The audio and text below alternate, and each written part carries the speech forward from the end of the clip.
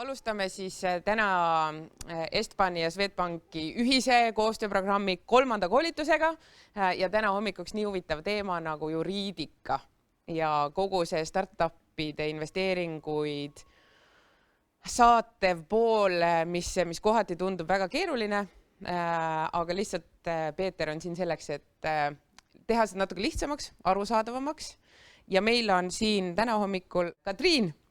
Triin Preem on siis selle maja startupi, kuidas sa ütled selle kohta? Startupi osakond, ei? Üksus, sektsioon, segmendijuht. Igal juhul Triin tuleb, ütleb tere. Tere ja mina siis Triin ja olen siin majas selline panga ja startupide vahelüli, ütleme siis nii, et ma on hästi hea meel teid siin näha, et me teeme seda programmi sellel aastal meil teine kord, eelmine aasta oli selline piloot ja hoiame seda traditsiooni, et kord ikkagi enda majas vastu võtta ka külalisi, et ma loodan, et see programm on siiamaani olnud kasulik ja huvitav ja et see samasmoodi ka jätkub. Aga ma ei hoiagi teilt pikalt kinni, et jah.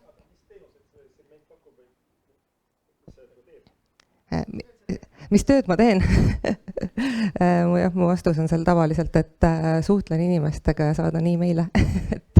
Aga tegelikult konkreetselt meil ei ole otseselt eraldi startupidele teenuseid, kuna startup ettevõtte mudelina ongi panga jaoks hästi teistsugune ja tihtipeale keeruline partner, siis me praegu oleme lähenenud case by case, et õpime ise koos klientidega, aga võib-olla pigem julgustamegi enda poole pöörduma, et need ajad on möödus, kus oli niiviisi, et startupil pole üldse mõtet panga uksest sisse tulla, et meil on küll madal riski isu ja teatud kriteeriumid, aga et on õnnestunud koostööd teha, võib-olla nägite siin paar nädalat tagasi oli uudistes ka, et finantseerisime Bolt Drive'i autosid 80 miljoniga, et ikkagi oleme leidnud neid finantseerimisvõimalusi ka, et kutsun üles ühendust võtma, võib kas või mulle kirjutada ja saame vaadata, et kas on midagi koos teha. Aitäh! Aitäh Triinule ja kuidas see tänane meil siis siin välja nägema hakkab, tere hommikust. 2 sõna sissejuhatuseks nagu ikka ja siis Peeter räägib oma osa, umbes circa natukene enne kella 11 võiks alustada arutelu ja küsimustega või siis teha täiesti nii nagu avatud küsimustega, nii kuidas paremini tundub, lihtsalt selleks, et küsimusi kuuleks ka need, kes istuvad Zoomis, umbes teist sama palju inimesi on Zoomis, et tõstke käsi püsti, ma toon teile mikrofoni, et siis saab selle küsimuse küsida ka nii, et Zoomi omad kuuleksid. Traditsiooniliselt järjest jääb vähemaks neid programmis olevaid asju, et täna siis 3. koolitus, siis ma väga kutsun teid osalema ka Latitude'i konverentsil, kus on siis crème de la crème kogu startupi kogukond koos ja seal on investoritele mõeldud väga palju sündmuseid, erinevaid hommikuid, lõunaid, õhtuid, you name it, kõik võimalused. Ja Estbani kaudu ma arvan, et tuleb üsna lähipäeval selline väga kokkuvõtlik meiepoolne siis soovitus Ingel-investorile, missuguseid sündmuseid peaks kindlasti külastama ja kuna te kõik neid meile saate, siis see tuleb teile ka.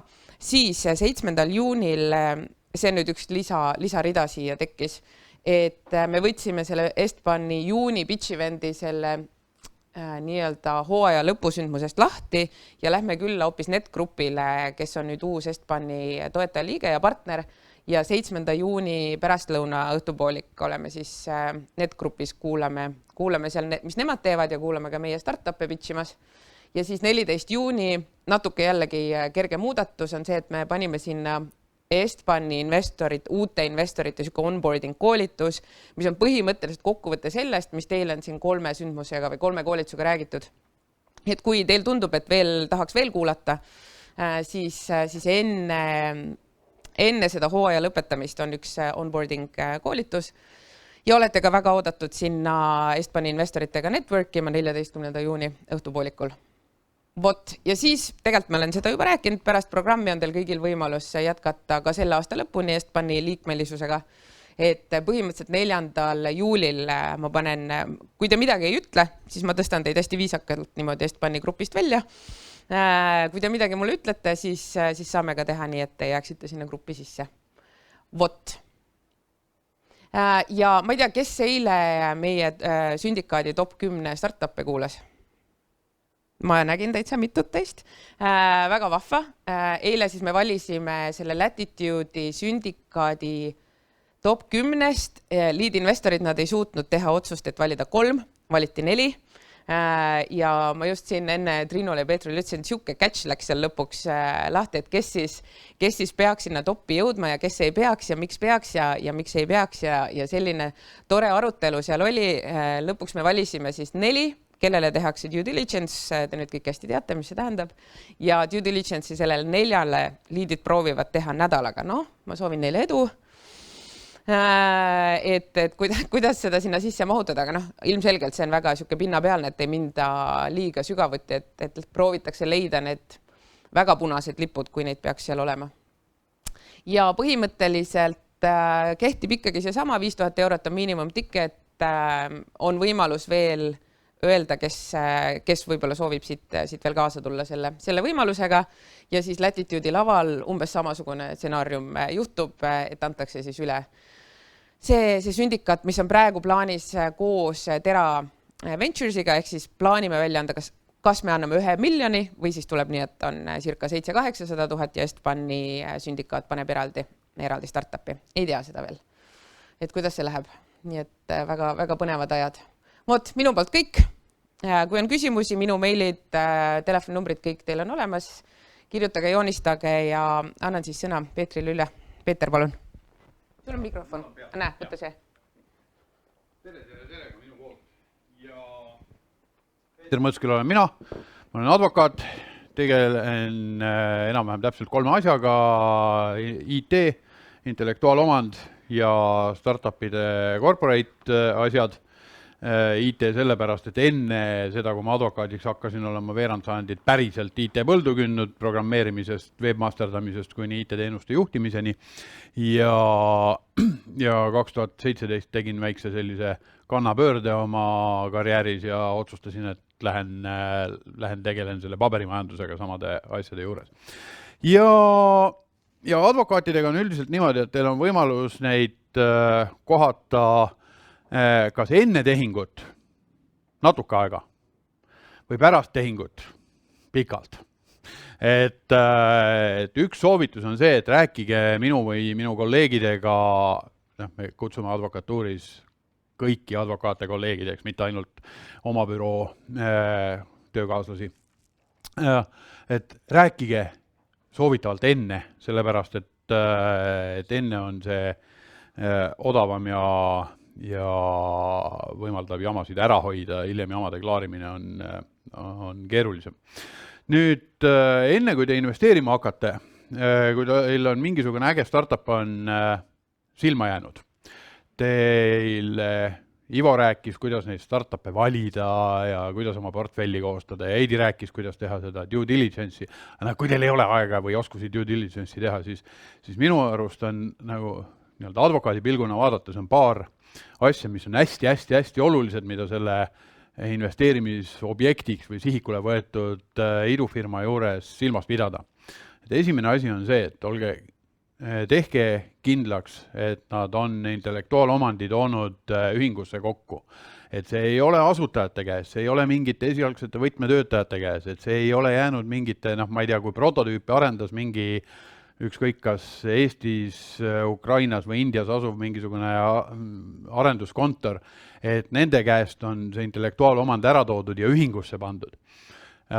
Olen näinud investeeringuid, mis investorid astuvad tehingust viimasel hetkel välja, sellepärast et selgus, et üks tükk kriitilist intellektuaalomandit istus ühe asutaja onu käes ja see taat ütles, et tema ei hakka küll nüüd takkajärgi mingeid pabereid alla kirjutama. Kõik moos. Investorid ütlesid Joe Baka, et ei taha.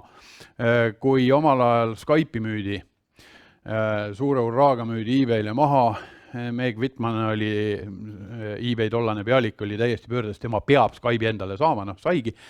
Ja miljardid liikusid, Eesti startup mafia hakkas sealt nagu mingit algust saama. Ja mis siis selgus?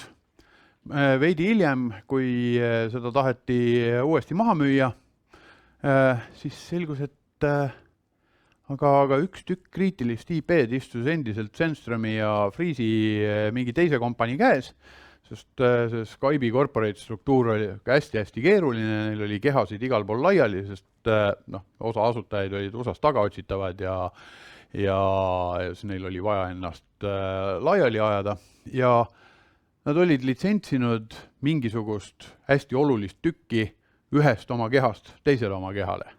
Aga see, kes neid õigusi omas, seda ei müüdud eBay'le maha.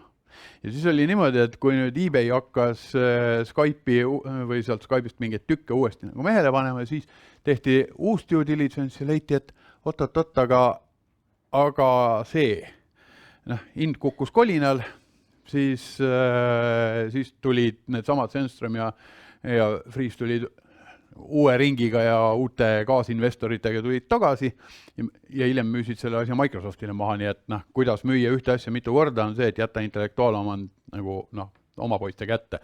Aga investorina on hästi oluline teha selgeks see, et see pool oleks korras. Teine asi, et asutajad, kes lahkuvad päriselt.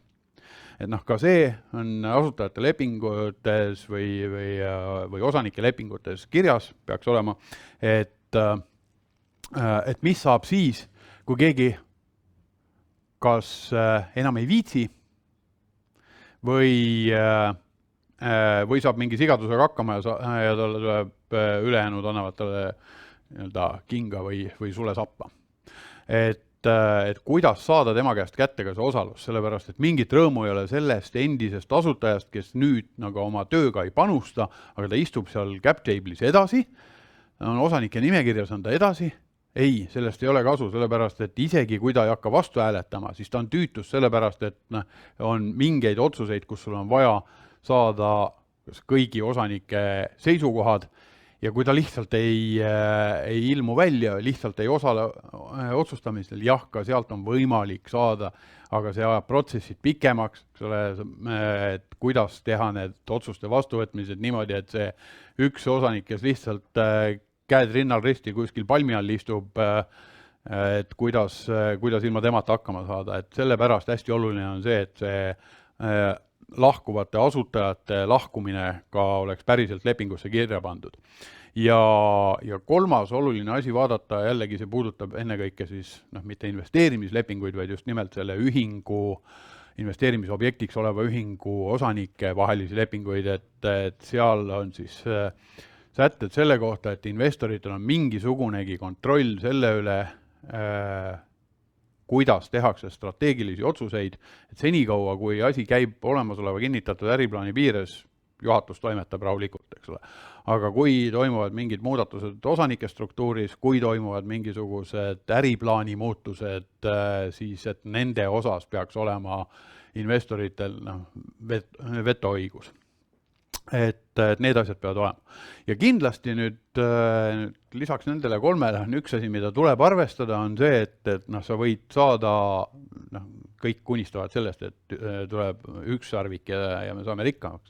Aga suure tõenäosusega saate te oma esimese, teise, 5. ja võib-olla 9. investeeringuga rikkamaks kogemuse võrra. Et te peate olema selleks valmis. Ja see on ka küsimus sellest, et kui suur see investeering teha, ilmselt oli sellest pikemalt juttu selles portfelli tekitamises, et ära pane kõiki mune ühte korvi. Jah. Vaata, appi. Tule tagasi pilt. Siit kadus igalt poolt ära, siin ka ei ole. Nii on.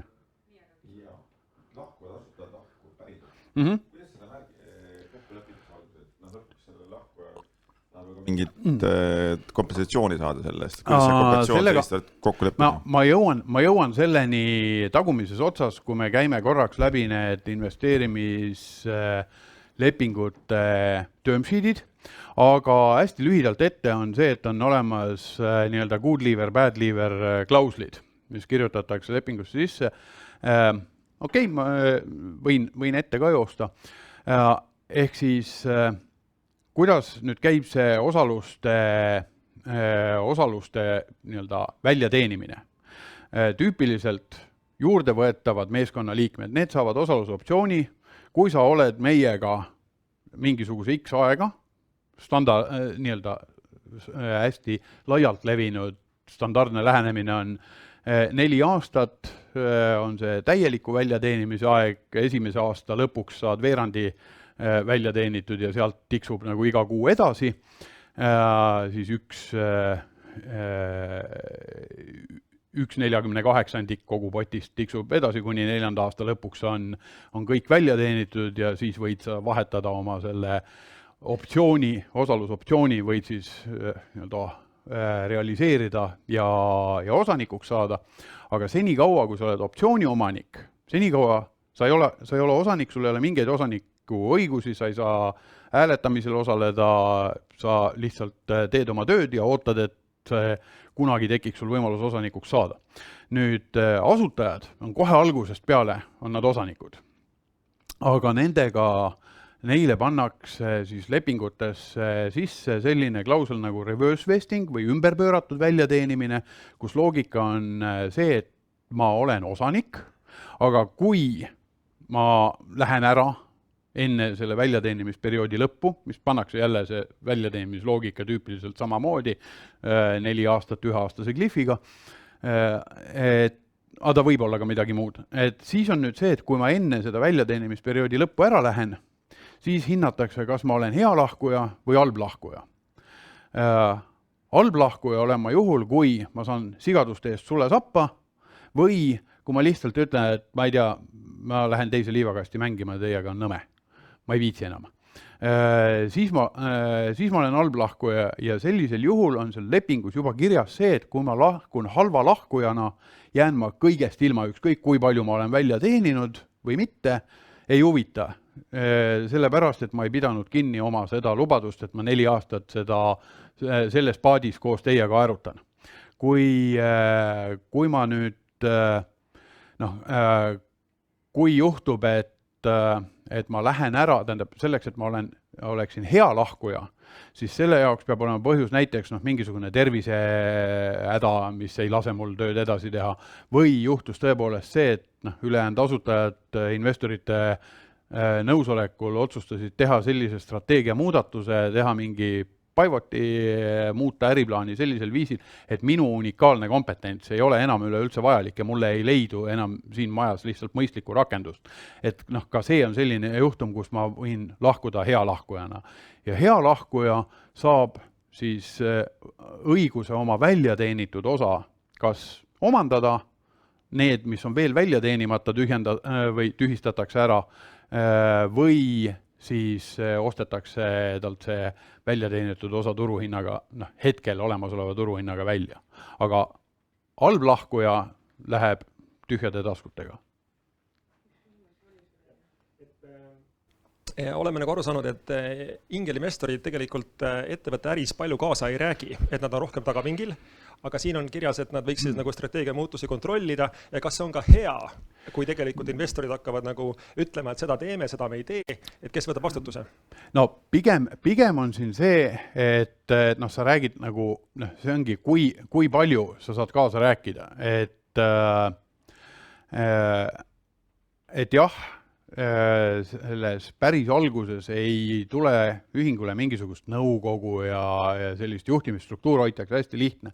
Aga ütleme tõepoolest sellised kohad, kus et kas me teeme mingisuguse sellise investeerimisringi juurde või mitte, et vähemasti mingi selline investorite enamuse nõusolek võiks seal mingil hetkel mängu tulla ja see on jällegi sõltub sellest selle idu valmisolekust, sellest, kui palju sa sees oled. Jah, tihtilugu sa võidki olla niimoodi, et sa oled seal sisuliselt, sa oled ostnud endale selle loteriipileti ja rohkem sa ei tee sellega praktikas mitte midagi. Et need iduinvesteeringud, nad hakkavad päris sellisest nii-öelda bootstrap staadiumist, kus on see, et friends, fools and family, eks ole, ja tuleb sealt nagu pre-seed, seed ja need ringid lähevad nii-öelda järjest tõsisemaks. Aga jah, et kui see kolmas punkt, see kontrolli punkt on, sa tahaksid seda, et sul oleks vähemasti mingisugune võimalus ära hoida see, et sind tõstetakse täiesti külmalt välja. Et selle võrra see osaluste muutus võiks miskit pidi läbi veto olla investorite kätte jõuda, aga jah, investorid ei peaks aktiivselt juhtima. Ehk siis vetoõigus, et me ei taha selliseid muudatusi, et me lähme me panime oma raha sisse selleks, et teha seda plaani, kui nüüd investorid ühiselt ütlevad, et ei, kallis juhatus, et see, et teil tekkis uus mõte, et hakkame hoopis koerte värvimisega tegelema, on küll tore, aga see ei olnud see rong, millele me pileti ostsime, siis ei peaks see juhtuma, aga investorid ei peaks olema need, kes ütlevad, et turuolukord on muutunud, vaat nüüd selle tehnoloogia äri asemel hakkame koerte värvimisega tegelema, et nii-öelda see veto pool. Aga küsida võib tegelikult vahele ka, see on päris okei. Nii, hästi lühidalt intellektuaalomand. Tegemist on rämeda juriidilise esoteerikaga. Millegipärast see sattus olema minu akadeemiline hobi ja seetõttu ma sellest natukene hakkasin teadma. Ehk pikem kursus 2 slaidi kokku võetuna on see, et mis tõugu intellektuaalomandit üldse on. On autoriõigus ja sellega sarnanevad esitajate õigused, andmebaasi tegijate õigused, jada. Siis on tööstusomand ja siis on ärisaladus. Autoriõigus seda ei pea registreerima, seda ei saa registreerida, see tekib automaatselt teose loomisel. Teoseks loetakse ka arvutiprogrammid ja praktiliselt kõigi nende startupide juures on mingisugune tarkvaraarendus on seal suuremal või vähemal määral teemaks. Et nüüd autoriõigused tuleb siis kuidagi tuua ühingusse. Kuidas see ületoomine käib sellest järgmisel slaidil, aga et autoriõigus koosneb 3 sorti õigustest, on varalised õigused, mida saab loovutada, litsentsida nagu mis tahes muud varalist õigust, siis on isiklikud õigused, mis seaduse järgi on autori isikust lahutamatud, aga osa nendest on sellised, mida autor saab litsentsida ehk mille teostamiseks autor saab anda teistele lube. Ja siis on sellised, nagu näiteks autori õigus oma aule ja väärikusele, mida ta ei saa isegi loovutada, isegi litsentsida mitte, et ka sellised on olemas. Nüüd tööstusomand tekib reeglina registreerimisel.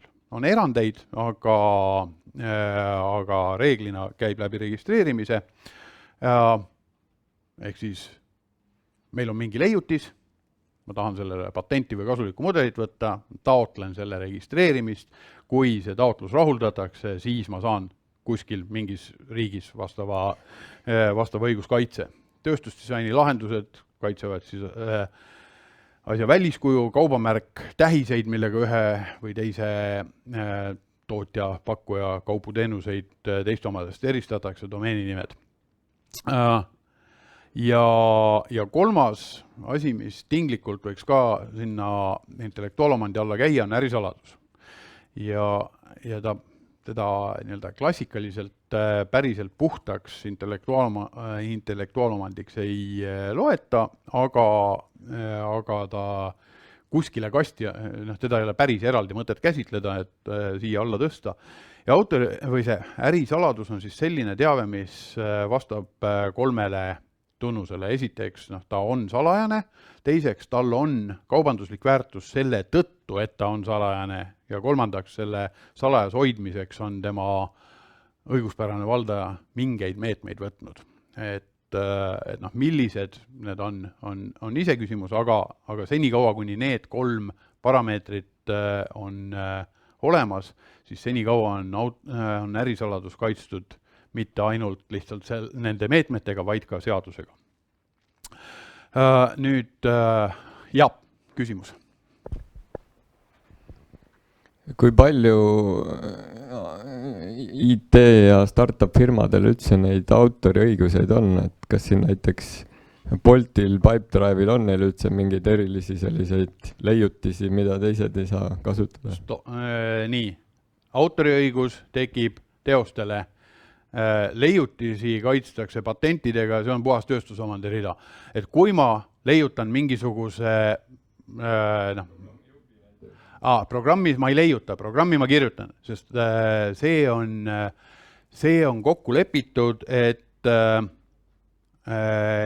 arvutiprogramme kaitstakse autoriõigusega, sarnaselt kirjalike teostega. Ehk nüüd siin ongi see, et jah, arvutiprogrammis võib olla, tähendab üks ja sama see tulem võib olla kaitstud mitme erineva instrumendiga. Programmi kood, autoriõigus. Kui ma leiutasin mingisuguse täiesti uue meetodi ja selle tarkvaras realiseerisin, siis see uus meetod võib olla, sellele mul võib õnnestuda saada taotleda patendikaitse. See programm võib realiseerida mingisuguse väljanägemisega kasutajaliidese. Sellele kasutajaliidese väljanägemisele ma võin teatavatel tingimustel, ma võin kaaluda võimalust seda, et äkki taotleks sellele kasutajaliidese väljanägemisele tööstusdisaini lahenduse kaitsmist. Sama asi, Coca-Cola pudel, kõik seda kuju teavad, see pudel on, kindlasti on ta tööstusdisaini lahendusega kaitstav, sest me räägime asja väliskujust, aga see pole ainult nüüd see asja väliskuju, tema teine oluline tunnus on see, et tegelikult see Coca-Cola pudeli kuju on ka üks Coca-Cola kaubamärkidest. Lisaks on tegemist tarbekunsti teosega, mis on selle autorite autoriõigusega kaitstud, et sama asi võib olla kaitstud väga paljude erinevate nende intellektuaalomandi instrumentidega. Aga mis on hästi oluline, on see, et see tööstusomand, mis tekib registreerimisel, seda sa saad registritest vaadata, patendid, et kas või isegi patentide puhul ka mingid taotlused, et kas neid on.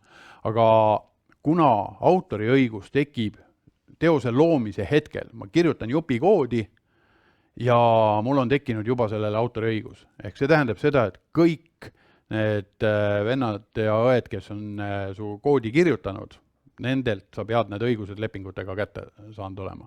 Ja seda koodi, tähendab, ja ütleme just nimelt selles osas, mis puudutab mingit tarkvara, on kriitilise tähtsusega autoriõigusi istub praktiliselt kõigis startupides. Ja kui nüüd osta seda teenust mõnelt ettevõttelt sisse, siis tuleb kohe lepingusse kirjutada, et kõik see, mis väljund on. Absoluutselt, see peab olema lepingus sees, kus juures siin tuleb tagada see viimane slaid või järgmise slaidi viimane rida, et siin on hästi oluline see, et see õiguste kett, see õiguste üleandmise kett ulatub kõigi siis asjasse puutuvate füüsiliste isikuteni välja. Ehk kui sa tellid mingit tarkvaraarendust, ma ei tea, koodisepad 24 OÜ, eks ole, kes tegelebki prototüüpide või mingisuguse tarkvaraarendusteenuste osutamisega, siis see, et nemad kirjutavad oma lepingusse sinuga, et jaa, me anname kõik õigused ära, siis see on see koht, et stopp. Te ei saa kõiki õigusi anda, sellepärast, et osa õigusi on ja jäävad teie progejate kätte. Ja nüüd see leping peab olema siis selline, mis ütleb seda, et nemad kohustuvad sõlmima oma nende töötajate ja käsundisaajatega sõlmima vastavad lepingud, et need siis litsentsiksid need mitteloovutatavad õigused ja siis koodiseppadele alllitsentsi andmise õigusega, nii et nemad üldse saaksid neid õigusi edasi anda ja et need need lõppautorid ise hoiduksid siis oma nende mittelitsentsitavate õiguste, mis paratamatult jäävad nende kätte, sest nad ei saa, seadus ei lase neil käest ära anda, et nad võtaksid kohustuse neid mitte kunagi teie vastu või teid kahjustaval viisil teostada. Et see on see õiguste keti küsimus. Ja siis ongi jah, et varaliste õiguste osas on asi lihtne, neid on samamoodi nagu omandit, saab eks ole loovutada, saad üle anda. Litsentsitavate õiguste osas on alllitsentsitav ainulitsents sellele ühingule ja mittelitsentsitavate osas siis kohustus nende teostamisest ühingut kahjustaval viisil hoiduda. Ütlen siia juurde, see pilt on ülimalt lihtsustatud. Kui me räägime päris tarkvaraarendusest, kui me räägime programmeerijate palkamisest või nii-öelda tarkvaraarendusest, lihtsalt see sisuliselt tunni müügina läbi keha, siis see mudel töötab. Niipea, kui me räägime juba sellest, et sa kelleltki tellid mingisuguse päris arenduse, mingit infosüsteemi arendama hakata, siis sinna sisse reeglina läheb hunnik väliseid komponente. Ehk seal tuleb juurde veel kolmandate isikute õigustega kaetud elemendid.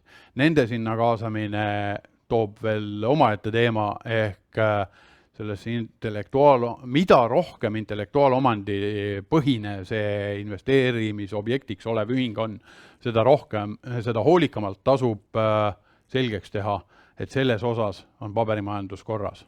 Ja vajadusel kasutada siis mõne asjatundja abi. Nimesid nimetamata, aga mõni meil Eestis on. Nii, nüüd kuidas investeerida? Laias laastus valikuid on, kas sa investeerid otse, kas sa investeerid sündikaadina või siis tinglikult ma selle ühisrahastuse panin veel eraldi potti. Et otse on kaks varianti, kas sa oled nii-öelda juhtinvestor või üleüldse, eks ole, üksikinvestor või siis kaasinvestor. Põhierinevus on selles, et kui sa investeerid kaasinvestorina, siis sa eriti tingimustes kaasa ei räägi. Et tihtilugu ongi ka see, et jah, sa lähed sinna osanike nimekirja, sa lähed ise sisse, sa ei ole kuidagi läbi mingisuguse sündikaadi, vaid keegi see põhiinvestor on teinud ära kogu due diligence'i, ta on keegi, kellel on sinust rohkem kogemust, keegi, kellel on sinust rohkem seda administratiivset jõudu sellega tegeleda ja keegi, keda sa ka nii palju usaldad, et sa oled tema jutu järgi valmis oma raha välja käima ja siis, kui ta ütleb, et jah, sinna kannatab investeerida, mina lähen sinna sellise hinnaga sisse, tingimused on nüüd kokku lepitud, siis sinu jaoks kaasinvestorina on sisuliselt võta või jäta, et sa ei hakka seal ise mingeid oma tingimusi, kui see teine tuleb 100 000-ga ja sina tuled oma 5000 piletiga, siis sinuga lihtsalt lepi sellega, et sinuga mingeid eritingimusi läbi rääkima ei hakata. Nüüd sündikaadina on, ehk see on nüüd selline vorm, kus pannakse mingi hulk raha kokku ja SPV on siis Special Purpose Vehicle, et selline ühing, mis ongi loodud selle investeeringu haldamiseks ehk selle targeti või selle investeerimisobjektiks oleva ühingu osanike nimekirja läheb siis ainult see SPV ja mitte kõik kogu see sündikaadi liikmeskond. Ja kuidas nüüd on selle üksikute investorite ja SPV vahelised suhted, seal on laias laastus jälle kaks võimalust, kas need investorid on selle SPV osanikud või nad annavad SPV-le laenu, jälle kokku leppinud, et see juhatuse liikmeks olev reeglina kogenum investor, eks ole, noh, tema sellega majandab, annab aeg-ajalt aru, kuidas investeeringutel läinud on ja siis sellest kokku pandud rahast ostetakse targeti osasid. Või teine võimalus on usaldusfond, kus siis on keegi, kes on see fondi juht ja teised ostavad neid fondi osakuid. Nende instrumentide kokkuehitamisest ma praegu pikemalt ei räägi, et milline juriidika seal on, sest sinna võib panna veel nagu terve hunniku aega. Alustajatena te ilmselt ei hakka ise neid SPV-sid ehitama ega usaldusfonde püsti panema, et sellisel juhul on see, et te olete need nii-öelda sisuliselt ostate piletid ja vaatate nii-öelda vagunist, mitte sealt veduri juhi kohalt. Ja siis on ühisrahastus, mis võib olla ka kasutatud, nagu siin näiteks seesama Espani sündikaatide puhul seda kasutatakse tihtilugu, et seda ühisrahastusplatvormi kasutatakse nii-öelda kinnise sündikaadi tegemiseks ja üks neid platvorme ongi Funderbeam, mida sellisel juhul pruugitakse. Seal tuleb arvestada paratamatult sellega, et need mida allapoole siin selles nimekirjas, seda rohkem tuleb mingisugust nii-öelda regulatiivset kontrolli juurde. Et Funderbeam selleks, et ta saaks tegutseda sellist äris, nagu ta praegu tegutseb, et korjata nüüd jaeinvestoritelt korjata mingisugust raha kokku, selle jaoks on tal vaja oma tegevuslubasid, ta peab olema kuskil mingite finantsinspektsioonide järelevalvete all ja sellest tulenevad ka mingisugused lisanõuded näiteks sellele targetile, kui palju target peab, kui palju ja kuidas ta peab oma majandustegevuse kohta infot avaldama. Sama lugu nende usaldusfondidega, senikaua kui nad on nii-öelda väiksed isejuhtivad fondid, siis tuleb Finantsinspektsioonile teada anda, kui nad lähevad kuskilt suurusest suuremaks, siis läheb juba loakohustus, tuleb järelevalvet juurde. Selline osaühingu kaudu tegutsemine üsna vaba ja lihtsalt ise kuskile investeerimine, eriti eraisikuna, see on sinu oma, Eestis ei ole seadusega eraisikul keelatud loll olla. Kui sa investeerid läbi oma investeerimisühingu, siis juhatuse liikmena on sul seadusest tulenev vastutus ja seadusest tulenev kohustus teha ühingu jaoks mõistlikke otsuseid. Tähendab, jah, sa võid eksida, aga sa ei saa nagu teadlikult lolle otsuseid ei tohi teha, aga eraisikuna võid sa täiesti vabalt loll olla. Mina näiteks kinkisin oma ühingule kunagi mingisuguse 100 000 eest mingit fondi osakuid ära, lihtsalt kinkisin. Mul tekkis selline tunne, et võiks. Ühing minule või kellelegi teist ei oleks seda saanud teha, sellepärast, et see ei oleks olnud majanduslikult põhjendatud tehing, aga eraisik võib seda lõbu lubada endale. Nii, nüüd see, kuidas kõrvale, et millise pundiga, nüüd mis vormis. Siit on variandid, jällegi on neid rohkem, aga tüüpiliselt omakapitali investeering, ehk osade või aktsiate ostmine. Eesti startupide puhul me räägime osadest, ei hakka, siin aktsiatega ei ole siin startupide puhul reeglina mõtet rääkida. Konverteeritavad laenud ja siis on selline asi nagu safe. Et omakapitali investeeringu puhul on see, et sa saad kohe osanikuks. On teada mingisugune hind, ehk osal on mingisugune nimiväärtus ja on mingisugune kordaja, mis siis selle ühingu nii-öelda arvestuslikust valuatsioonist tuleneb. et noh, näiteks ühe omandatava osa nimiväärtuse 1 euro eest tuleb sul maksta 673 eurot ja sa tahad omandada 10 eurose nimiväärtusega osa, siis tuleks sul maksta selle eest 6730 eurot ja kui olemasolevad osanikud on selle osa väljalaskmise otsuse teinud ja sina oled selle ja sulle selle osa omandamise õiguse andnud ja sina oled selle sissemaksu ära teinud, siis nüüd sellega sa saadki osanikuks, juhatus peab sind kandma osanike nimekirja ja teatama sellest äriregistrisse ja elu on ilus. Nüüd teine võimalus on konverteeritav laen, ehk sa annad ühingule laenu ja seal on laenulepingus on sees kokkulepe, et see laen ei pruugita tagasi maksta, vaid ta võib konverteeruda osaluseks. Ja reeglina see konverteerimine toimub siis kas kokkulepitud, vähemalt kokkulepitud suurusega investeeringu sissevõtmisel ühingusse või tähtaja saabumisel või likviidsussündmuse toimumisel. Nendest natukene pikemalt ja detailsemalt hiljem, aga no see piisava suurusega investeering, see on nagu lihtne, see on seesama eelmise rea asi, see omakapitali investeering, et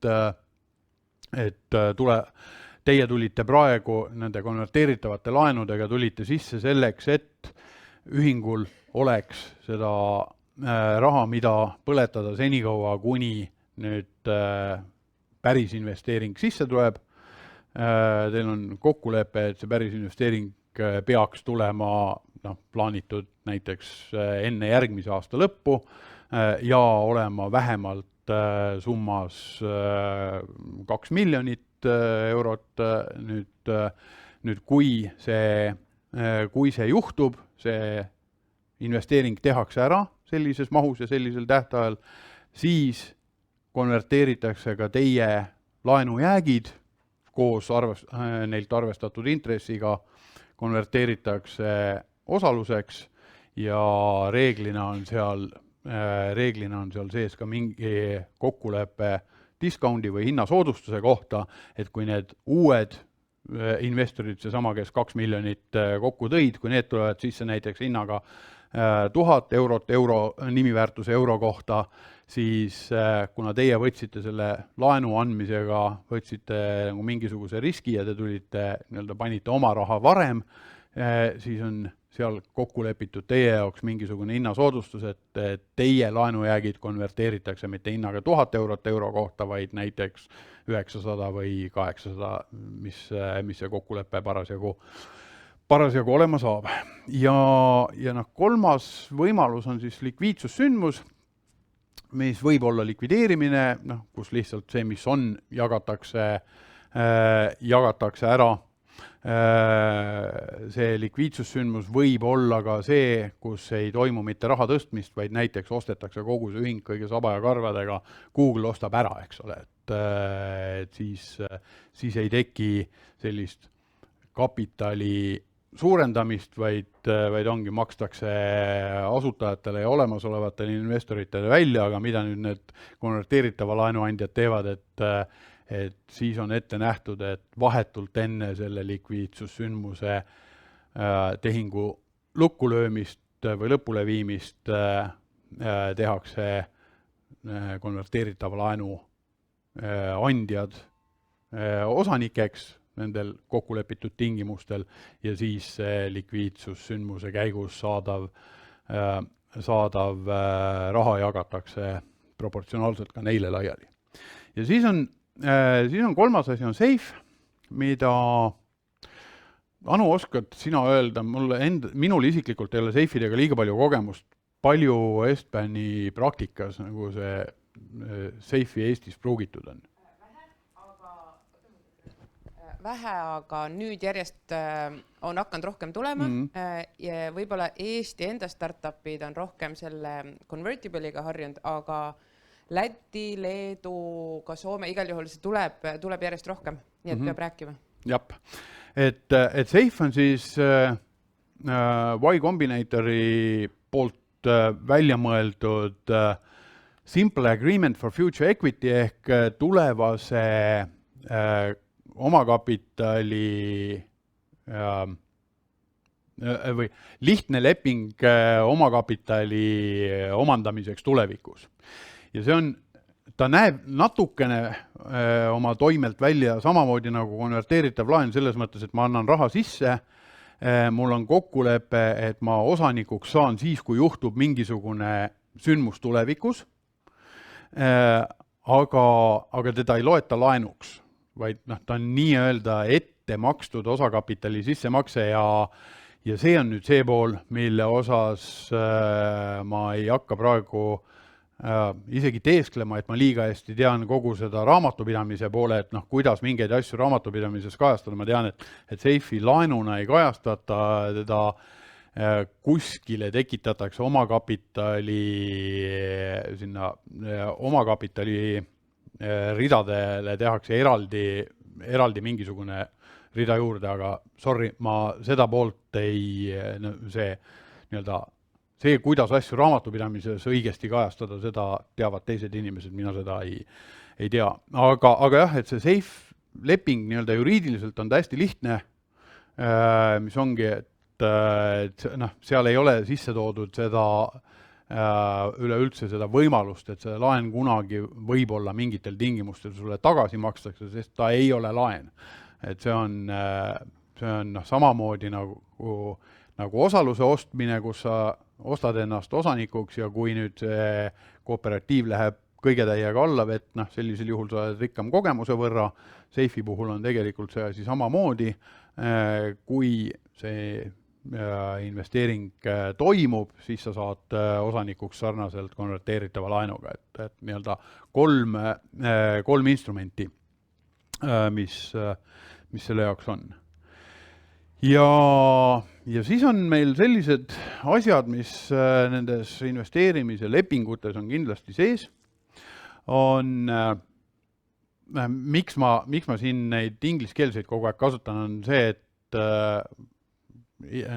vist kas järgmisel slaidil või igal juhul enne selle slaidishow lõppu ma ütlen ka kirjalikult välja selle soovituse, et kasutage või laske kasutada tehingus neid Startup Estonia mudeldokumente. Ja põhjused on jällegi see, et ei taha neid advokaate liiga palju näha ja neid nuumata. Need Startup Estonia mudeldokumendid on lahinguväljal testitud. Need on Eestis de facto kujunenud valdkonna tööstusstandardiks. Parimate praktikate peale nad tuginevad. Jah, ka nende koostamisel on olnud advokaadid, sealhulgas mina näpupidi juures. Jah, me teeme praegu neist uut versiooni, ehk tulemas on varsti võimalus jälle, eks ole, idufirmasid ja investoreid koolitada, et mida uut on Startup Estonia uutes tüüplepingutes. Aga asja mõte on see, et nende peal elades te kulutate oluliselt vähem vaeva sellele, et ise kõiki olulisi tingimusi paika panna. Kui te ei ole kuulnud, mis asi on reverse vesting, eks ole, sellisel juhul te ei tule selle peale, et seda kirjutada ise sinna osanike lepingusse sisse. Need on seal sees. Kui te ei tea, mis asjad on conditions precedent või mille jaoks peaksid või millised kinnitused ja garantiid tuleks nagu igal juhul välja nõuda, kui te seda ise ei tea, omal seda kogemust ei ole, siis tõenäosus, et te ise omast tarkusest need kõik vajalikud asjad lepingusse sisse saate, on väike. Ja nüüd ka erineva advokaadi jutule minnes, mina tean intellektuaalomandist, ma julgen arvata mis julgen arvata, ma olen täiesti kindel, et ma tean intellektuaalomandist rohkem kui valdav enamus Eesti advokatuuri liikmetest. Aga samas näiteks ma ei tea pärimisest peaaegu mitte midagi. Ja nii ongi, et ka advokaatide hulgas on see spetsialiseerumine, et selle tõttu nende lepingute kasutades või neid lepinguid kasutades te hoiate ära suure hunniku riske ja nüüd ka hilisemate tehingute puhul tuleb mingi järgmine investeerimisring, seal on mingi välisinvestor paadis, aga kust tema teab neid Eesti lepinguid? Tema ei teagi, aga ta palkab endale Eestis mingi advokaadi, kes teab ja siis käib kogu töö ainult nende nii-öelda põhjast kõrvalekallete analüüsimisel, mitte selle peale, et me peame advokaatidena kulutama oma aega ja kliendi raha sellele, et sellest lepingust sõna otseses mõttes nagu iga paragrahv ja iga punkt ühekaupa läbi lugeda.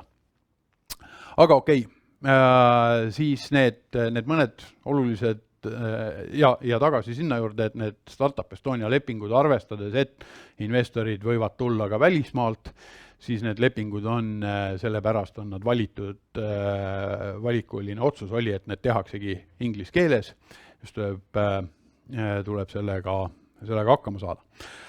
Nii, conditions precedent on tehingu lõpule viimise eeltingimused. Ehk näiteks mainitud juba due diligence, me oleme kokku leppinud, et me teeme selle tehingu ära sellise valuatsiooni pealt, sellises suuruses, sellisel ajal, nii ja niisugustel tingimustel, aga conditions precedent sisaldab näiteks seda, et due diligence'i käigus ei tule välja midagi, mingeid punaseid lippe, mis on investori jaoks showstopperid. Ehk kui nüüd need eeltingimused ei saa täidetud, või siis näiteks seesama, mis enne ma mainisin seda, kus investorid jooksid ära sellepärast, et oli mingi kriitiline intellektuaalomandi tükk, oli ühe asutaja onu käes. Nii, kui see on nüüd teada juba selle lepingu sõlmimise ajaks, et see tükk istub praegu selle onu Mati käes, siis conditions precedentis võib rahulikult, me saame kogu tehingu läbi rääkida ja seal on muu hulgas, on CP-de hulgas on siis kirjas see, et ühingi asutajad toovad selle onu käest selle intellektuaalomandi ühingusse ära. Nii. Kui see ei ole selleks kuupäevaks tehtud, siis jääb tehing katki. Ei teki investoritel oma raha ülekandmise kohustust, ei teki neil õigust osalust saada, see on saadud natukene kogemuse võrra rikkamaks, aga mitte kaotades sinna raha ehk aega on natukene kaotatud. Siis on mingisugused asjad, mis on post-closing obligations. Ehk need on nüüd sellised kohustused, mis jällegi ütleme, need due diligence'i nii-öelda kollased lipud. Ehk te olete aru saanud, et need asjad ei ole nagu päris nii, nagu peaks olema, aga need ei ole nii halvasti ka, et need peab saama enne seda korda tehtud, kui ma oma raha liigutama hakkan. Et ma olen valmis selle raha välja käima, aga te lubate, poisid, et te teete need asjad takkajärgi korda. Ja siis määratakse nende jaoks mingisugused tähtajad, sõltuvalt jällegi sellest, kui kaalukas on investeering, kui nõudlik on see juhtinvestor või võivad need post-closing kohustused või need tehingu lõpule viimise järgsed kohustused, post-closing obligations võivad olla ka mingite sanktsioonidega kaetud, et kui selleks ajaks tehtud ei ole, siis asutajad hakkavad maksma omast taskust mingisugust kopikat senikaua, kuni see tehtud saab. Aga jah, et need on siis sellised asjad, mis on pärast. Ja nüüd representations and warranties. Ja see on nii-öelda ühingu poolt, asutajate poolt ja mõnikord ka varasemate investorite poolt antavad kinnitused, et asjad on nii, nagu nad on, et et raamatupidamise aruanded, mis on investoritele esitatud, vastavad tõele, et ei ole olemas,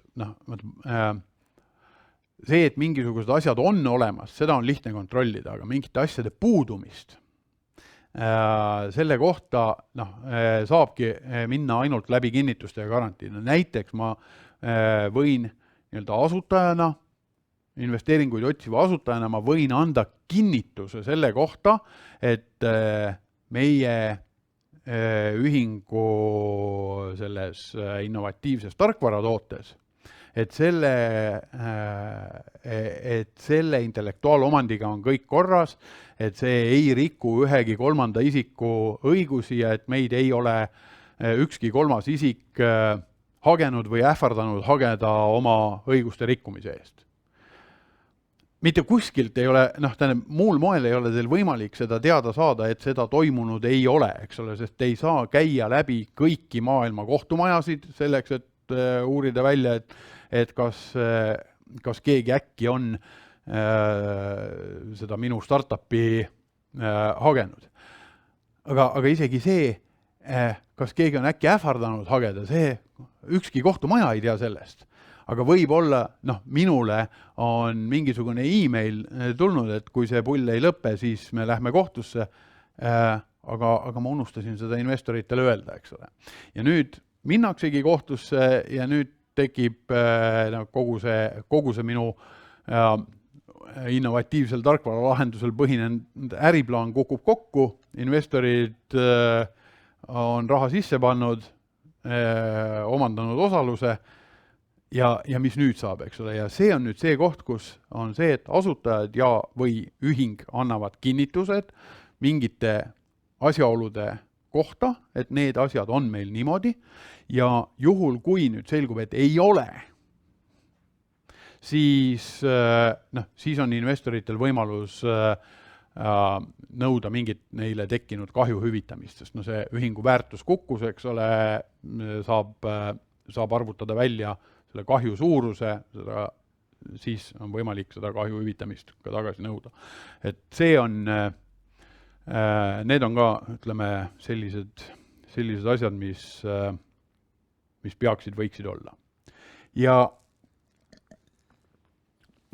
Startup Estonia nendest põhjadest ma rääkisin, need on olemas kõigile täiesti tasuta saadaval ja täna saate natukene surnud puid ka, ehk me vaatame siit läbi kaks, sa võid need laiali jagada ringile.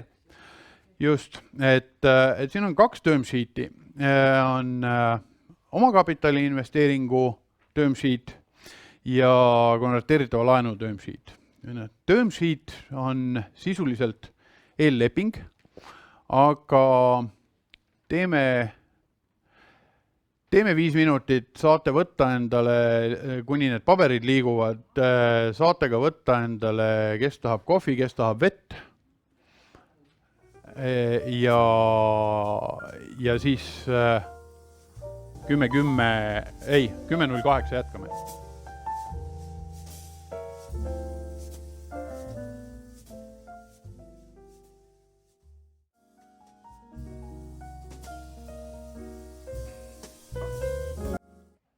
Nõndaks.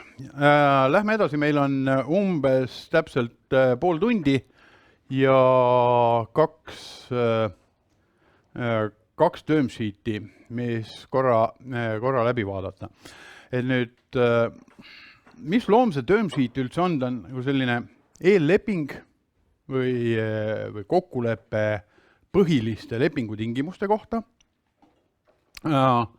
Term sheet traditsiooniliselt ei ole ise nii-öelda lõplikult siduv, ehk siduv on ta seal kohaldatava õiguse, kohtuvaidluste pidamise koha, konfidentsiaalsuse ja kui on seal lepitud kokku mingisuguses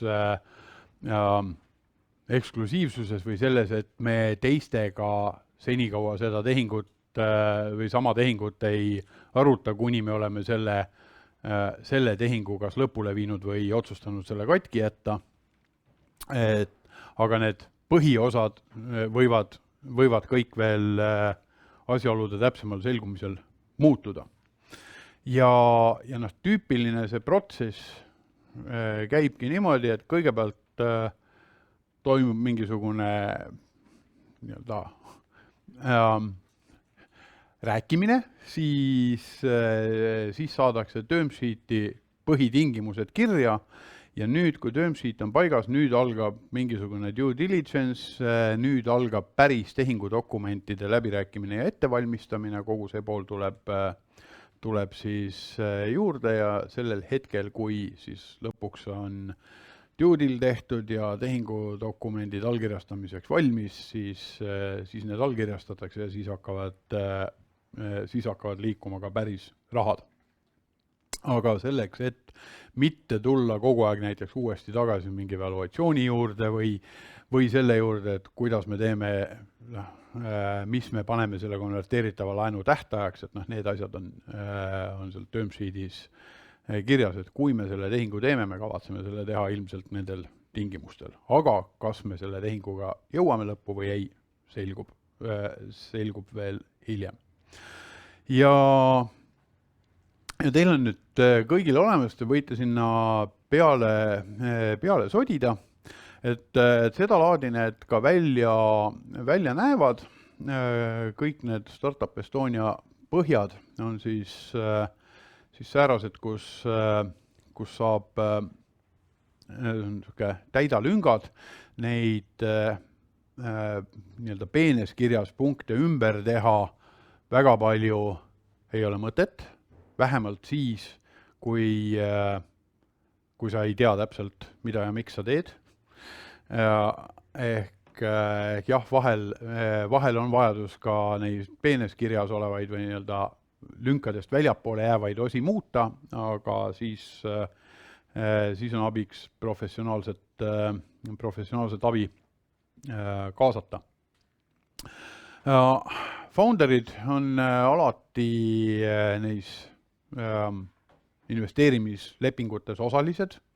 Nad on osalised sellepärast, et founderid võtavad või asutajad, nad võtavad ka isiklikud kohustused, mitte ainult kuigi ostetakse ühingu osi ja seal ühingus võib olla juba ka mingisuguseid varasemaid investoreid võib osanikena juba sees olla, aga founderid on need, kes on seal sees oma kõhunahaga, kes peavad jätkama seda panustamist, et kui seal on mingid eelmise ringi inglid, siis need vaatavad rohkem sealt luksusvagunist, aga veduris istuvad ja sütt kühveldavad asutajad ise. Investorite nimed, siis on, ütleme, see investeeringu struktuur laialt laastunult, kui palju me tõstame, millise väärtuse pealt me tõstame, kui suur on hetkel enne tehingut olemasolev see optsioonireserv, mis kunagi tulevikus võib siis osadeks konverteeruda. Mis on siis see väljalaskmishind või märkimishind euro kohta, et kui kallis see ühing on. Siis on viited cap table'ile ehk mitte ainult osanike nimekiri, vaid ka see, et kellel mis liiki osad, kuidas see kapitalistruktuur jaguneb. Nüüd see closing conditions, see on see conditions precedenti kõige olulisemad asjad, et mis peab tehtud saama kindlasti enne seda, kui me lõpule jõuame. Need ei ole mitte kõik lõplikku lepingusse jõudvad CP-d, sest selle juba näiteks selle sama due diligence'i käigus võidakse avastada, et need asjad on meil kindlasti vaja veel ka enne korda ajada ja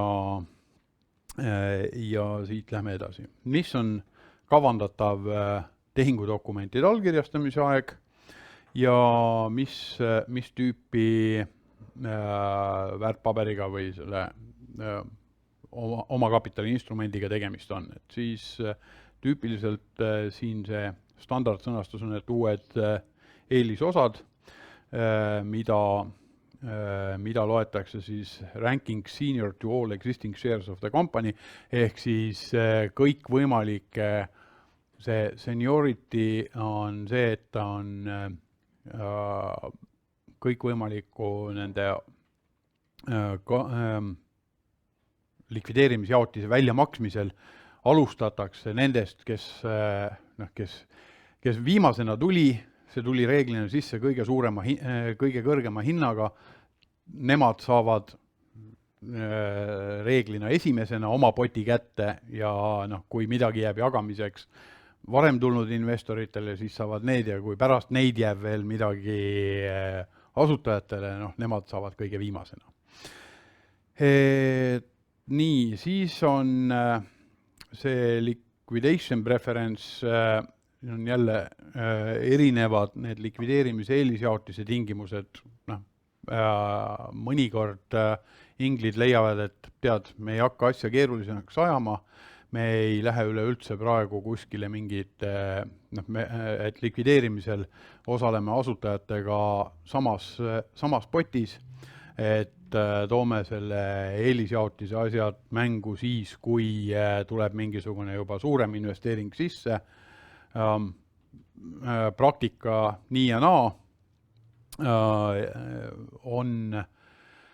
on siin jällegi kasulik rääkida teiste kogenud investoritega, teiste kogenud inglitega, kuidas teie olete seda asja teinud. Mulle on minu klientidest on olnud, või minu klientide hulgas on olnud nii neid, kes kindlasti nõuavad seda likvideerimise eelisjaotise rakendamist ja on neid, kes just nimelt investoritena, kes ütlevad, et ma ei taha seda jama siia praegu selles stage'is sisse tuua, sellepärast, et see ajab asja keerulisemaks ja on järgmise ringi investoritele tekitab juba isu tuua nagu mingisugune kõrgem eelisjaotis, et äkki me saame ühe ringi veel teha ilma. Et neid kaalutlusi võib olla erinevaid. Mina juristina ma saan öelda, et kui te tahate niimoodi, siis me võime vormistada selle nii ja teisiti. Nii, anti-dilution protection on siis lahjendamise vastane küsimus ja see puudutab seda, et kui mingi järgmine investeerimisring tuleb odavama hinnaga kui see, mis praegune oli, et kuidas siis, kas selle ringi investoritel, teie tulete praegu sisse 1000 eurot euro eest, aga turg käib alla, sõjad, katk ja nälg ja järgmine raha tõstmine toimub 800-ga. Ja nüüd on küsimus see, et teie tulite sisse praegu 1000-ga, aga tahaks nagu selle, et kui ma ei oleks täna tulnud, kui ma oleks tulnud ülehomme, siis ma oleks saanud ju odavamalt. Et kas sellise olukorra vastu on mingisugune kaitse ette nähtud, jällegi seda on võimalik vaielda nii ja naa, eks ole, aga kui vaja, siis saab selle sisse kirjutada ja seal, millised need režiimid erinevad on, neid saab valida. Siis reserved matters, see puudutab nüüd seda, mis on ütleme, need asjad, mida investorid tahavad kindlasti kontrollida, et on olemas mingisugused asjad, mida mingid olulised otsused, mille osas näiteks investorite enamus peab andma oma nõusoleku ja siin see nurksulgudes toodud asi, mis puudutab seda supervisory board memberit, ehk kui ühingule moodustatakse nõukogu, jällegi päris alguses ei ole mõtet juhtimisstruktuuri keeruliseks ajada, mingil hetkel see mõte tekib või see mõte võib mõistlikuks osutuda, et sellisel juhul võib olla ka see investorite nimetatud nõukogu liikme nõusolek mingite asjade jaoks vajalik. Nii, preemption ehk siis eelismärkimisõigus, kui lastakse välja järgmistele investoritele uusi osasid, siis preemption right, see tähendab nüüd seda, et kõik olemasolevad osanikud, sealhulgas siis need selle praeguse ringi investorid, järgmistes ringides saavad kaasa lüüa proportsionaalselt nende osaluse suurusega, et kui tõstetakse järgmist miljonit, siis ja sinul on praegu näiteks 5%, et siis selles järgmises korras, kui sul on 50 000 vaba raha, võid sa öelda, et jah, kallis uus investor, sa oled valmis miljoniga tulema, aga mina tahan praegu sellest potist 50 000 ise maksta ja selle võrra nagu oma osalust suurendada. Nüüd see istub lepingus või saab ta olema nii-öelda ühingu dokumentides vaikimisi sees, aga mis juhtub jällegi tõenäoliselt, millega te peate arvestama, et see on küll lepingus sees, aga järgmistes ringides suure tõenäosusega lepitakse kokku. Osanikud lepivad kokku, et me selle ringi puhul me selle eelismärkimisõiguse välistame osanikena ja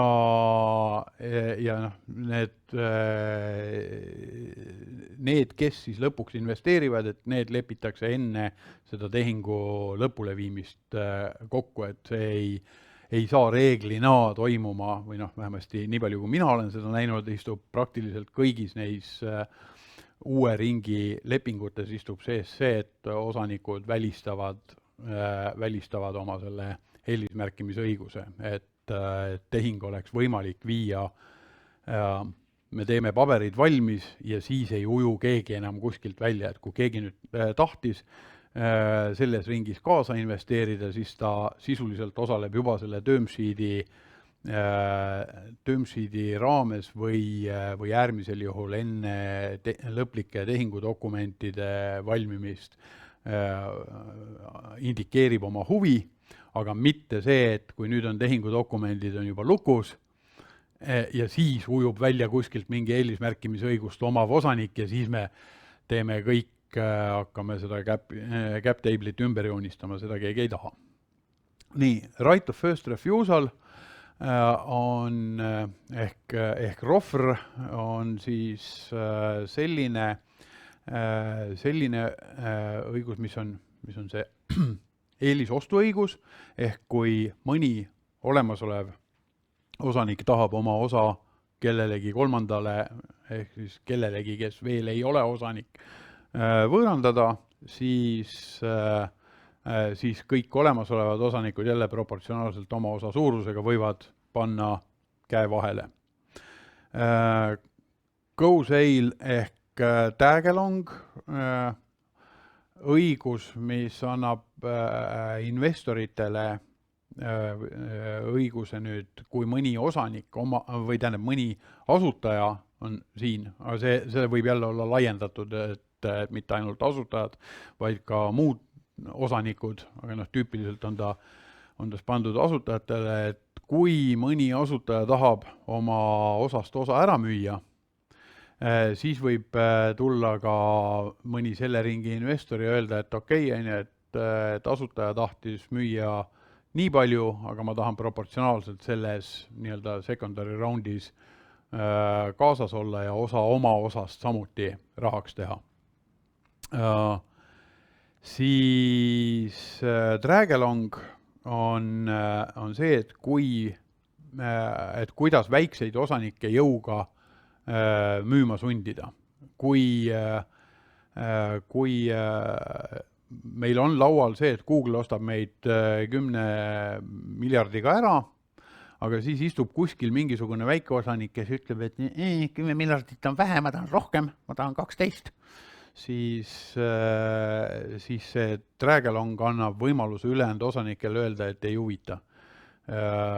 Kuna nii paljud, vähemalt see kriitiline enamus on otsustanud selle hinnaga müüa ja ostja tingimus on see, et ta saab kas kõik või ei võta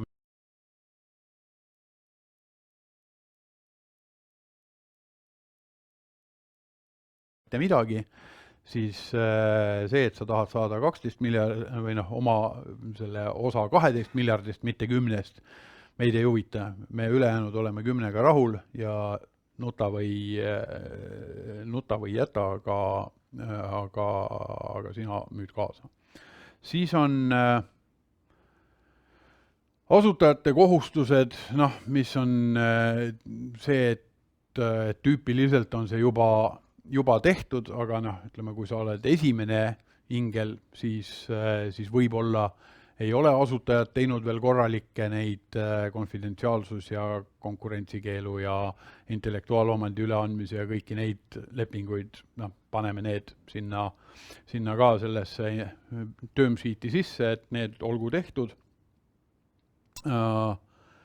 Siis reverse vestingu teema, millest ma rääkisin enne, mille juurde see Founder Shares selles osas ongi see, et see good leaveri, bad leaveri teema, kuidas nad välja saada ja seal võib olla juures ka siis see tüüpiliselt on ka see, et see lock-up, mis tähendab seda, et need asutajad oma osi ei või üleüldse mitte kellelegi, noh, kaasa arvatud ka teistele osanikele käest ära müüa ilma investorite enamuse eelneva nõusolekuta. Sest kui te ostate endale mingisugust, ma ei tea, tehast või kinnisvaraarendust või laevafirmat või mida iganes, eks, neil on seal mingisugune hunnik põhivara ja asju olemas. Tüüpilisel idufirmal on see, millesse te tegelikult investeerite, on meeskond. Ja noh, miks ka juba väga väiksel startupil või väga alustaval startupil, miks neil on vaja seda, need samad good leaver, bad leaver asjad, good leaver, bad leaver kokkulepped on see, et kui te mõtlete 3 jalaga taburetile, noh, ja teeme hästi lihtsustatud, et meil on selline startup, kus on üks vend oskab seda juhtimise värki ja üks vend oskab seda tehnoloogia värki ja üks vend tunneb oma seda turgu, kuhu nad oma asja siis teevad. Ja nüüd üks otsustab see tehnoloogia vend või juhtimises, no ükskõik milline neist otsustab, et tšau, te olete nõmedad, ma lähen ära. Mis juhtub 3 jalaga taburetiga, kui üks jalg ära läheb? Ümber kukub. Ja kuna see taburet kukub ümber, siis see on see, mille pärast bad leaver ei tohi minna sealt rohkem kui käed taskus, see peab olema tal valus ära minna ja muuhulgas selleks, et tüüpiliselt see osa, mis niimoodi tagasi võetakse, nüüd sul on vaja seda uut tehnoloogiajuhti või uut seda turutundjat. Nii. Ja sisuliselt sa võtad selle uue sobiva inimese, sa võtad ta asutajana sisse. Et noh, tihtilugu ongi see, et see, kes tuleb selle lahkunu asemele, tehakse uus asutajate leping ja ta saab endale need samad founderi õigused ja kohustused. Et seda on vaja. Nii, nõukogu väikse, noh, esialgu ei ole ilmtingimata vajalik. Kui nõukogu hakata tegema, siis peate arvestama sellega, et nõukogu liige ei saa olla samaaegselt juhatuse liige ega noh, ühegi tütre juhatuse liige või tütre samamoodi, ehk nõukogu liige saab allapoole teha ainult kontrollfunktsiooni, aga mitte olla selle nagu igapäevase päris otsustamise juures, et see on asi, mida tuleb arvestada. Siis millist raporteerimist investorid tahavad saada, kas igakuiselt, kord kvartalis, mis iganes. Siis see, et dokumendid tehakse Eesti seaduste järgi ja Startup Estonia mudelitel, kas juhtinvestori kulusid ja kui siis millises ulatuses kinni makstakse. Exclusivity, see, mis ma mainisin, et noh, senikaua, kuni me siin seda tingimusi läbi räägime, et me kolmandatega ei räägi.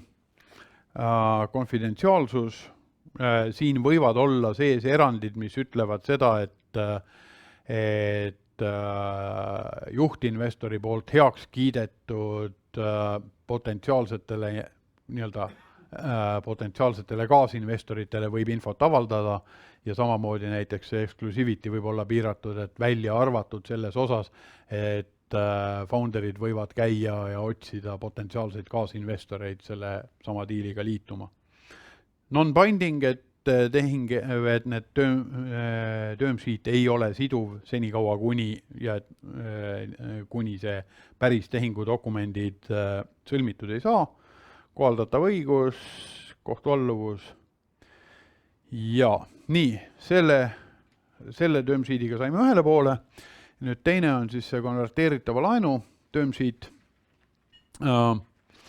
Ja konverteeritava laenu puhul võib meil olla ka nüüd selline asi, et meil on neid, me mõnikord ei tea, kui palju me üldse neid konverteeritavaid laene sisse võtame. Ehk siin võib täiesti vabalt olla niimoodi, et samas raundis, minul on idufirma ja mul on oma päris investeeringu saamiseni vaja oma seda stardirada või runway'd pikendada.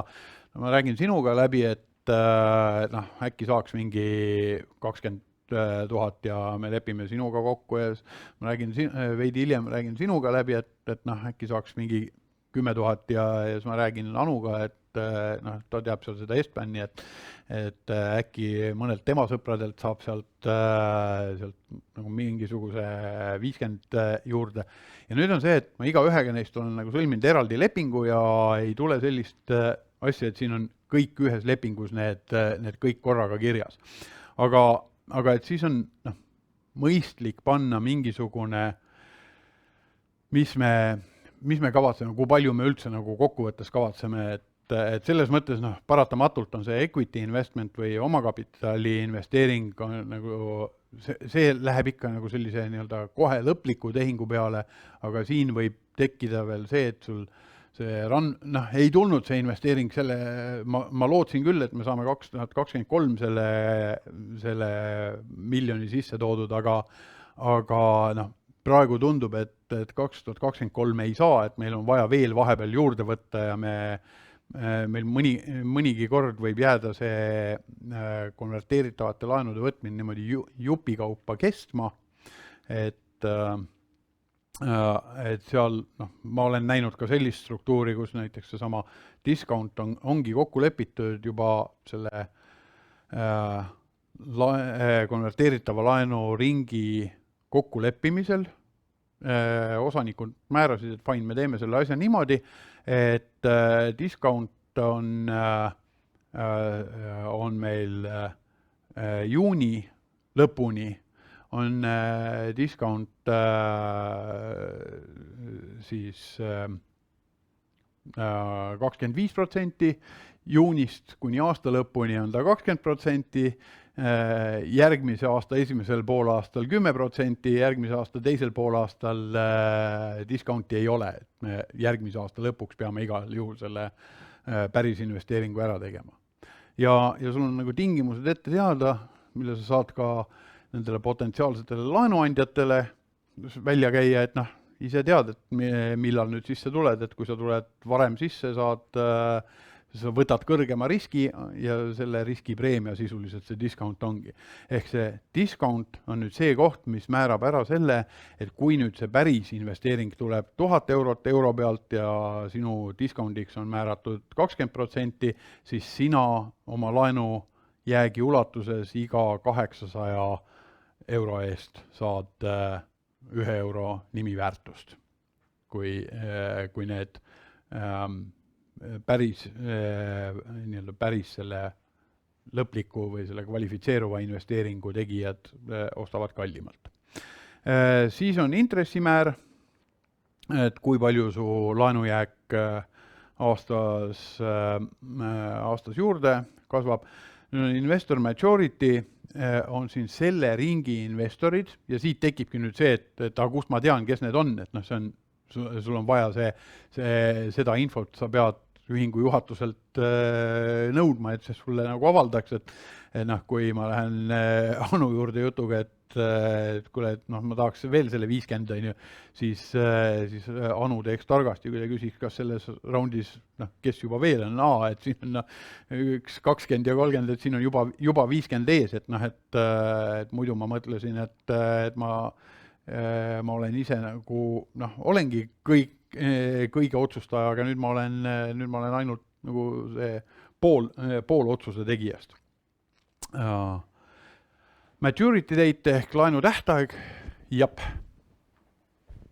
Kas sa saaksid järsku tuua mingid näidised ka numbritest, mis on sellised tüüpilised, ütleme, et tüüpiline interest, tüüpiline või neid ei ole? No mina olen näinud intressimäärasid, ma olen näinud 3 kuni hiljuti mingi 8 äkki on minu laualt läbi käinud, siis discount rate ma olen näinud vahemikus ehk see discount rate on siis 100 miinus kokkulepitud discount, see on jällegi sellepärast, et kuidas pidi see valem on lepingus üles ehitatud, et kas me räägime discountist või discount rate'ist, et kui discount on 25%, siis discount rate on 75%, et nad kokku on 100. Ehk see discount ma olen näinud 30-st 5-ni.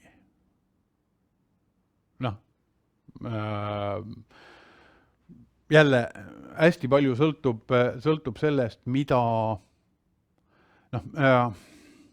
sisuliselt sõltub see sellest, mida kaugemal on nüüd see oodatav tähtaeg ja mida ebakindlam on selle idu praegune olukord. Et see on puhtalt nagu seotud selle riski suurusega, see kuidagi ära kvantifitseerida, et see määrab ära Anu täiendab. Ma tahtsin lihtsalt öelda, et vahel kasutatakse lead investori motiveerimiseks ka seda discount, nagu suuremat discounti. Ehk siis me ei ole seda üldse puudutanud lead investori motiveerimist, aga vahel tehakse nii, et antakse talle 50% discounti. No jah, sest tema teeb ära selle töö, see on, ütleme, sellisel juhul, kui meil on tõesti niimoodi, et meil see lead investor tegeleb ise ka nende kaasinvestorite otsimisega, siis on see, et jah, kuna sina mitte ainult ei too meile raha, vaid sa tood meile ka neid, kes veel raha toovad, siis selle küttimistöö eest me anname sulle mingisuguse täiendava discoundi veel juurde. Et see võib ka olla, jah. Nii, maturity date ehk tähtaeg, qualified threshold, see on nüüd see, et kui suur peab olema see investeering, mis tehakse selleks, et neid laene konverteerima hakatakse. Joonaluseid märkmeid ma ei viitsi praegu siit lugeda, neid võite ise lugeda nii. Minu meelest on üks nagu olulisemaid. Palun pange pilt tagasi, kaotasin ära jälle selle kogemata. Midagi seal juhtus, jah. Et see on üks olulisemaid asju, mille pärast startupil äkki hakkab kiire. On see maturity date, ehk siis nii-öelda kvalifitseeritud investeeringu tähtaeg hakkab kätte jõudma ja siis neil võib-olla isegi on veel raha, aga see tähtaeg hakkab kätte jõudma. Siis nad hakkavad kiiresti otsima ja kiiresti muutma ja kiiresti vaatama, kust juurde saab ja kas saab. Et see üldiselt minu meelest nüüd järjest pikemaid pannakse neid maturity date'e. Et üldiselt oli suke 18 kuud või 12 kuud olenevalt siis summast, jah. Et jah, ja üks asi, mida tuleb tegelikult ka arvestada, et kuigi seal lepingus võib olla sees kirjutatud on, et laenujääki hakkame tagasi maksma, aga sellel hetkel, kui seal jõuab asi maturity date'ini, siis reaalsus on see, et nad on kõik selle raha ära põletanud ja küsimus, mida te siis tagasi saama hakata, on mingisugune likvideerimisjaotis, ehk tegelikult seda, et see maturity date repayment kunagi juhtuks, see on kaduv väike võimalus. Et mis siis, et jah, lepingus täpselt samamoodi nagu see eelismärkimisõiguse välistamine on sinna sisse kirjutatud, kuigi eelismärkimisõiguse olemasolu on sisse kirjutatud, aga tavaliselt see välistatakse iga kord järgmises tehingus osanike kokkuleppel. Siin on sama asi, et see maturity date, ta võib meil siin olla, aga kui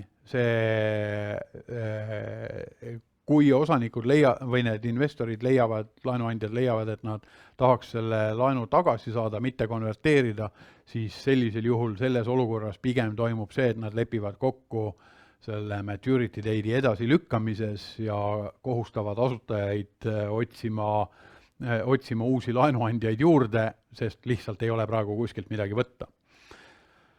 Nii, nüüd valuation gap ja valuation floor.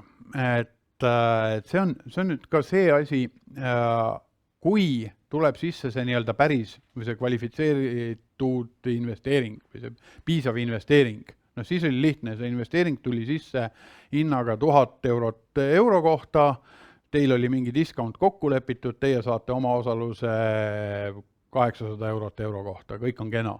Aga nüüd on see, et kui seda investeeringut ei tule ja me hakkame konverteerima kas tähtaja saabumisel, et siis vaadatakse seda valuation floor'i ehk kokku on lepitud, et miinimum on 500 eurot euro kohta.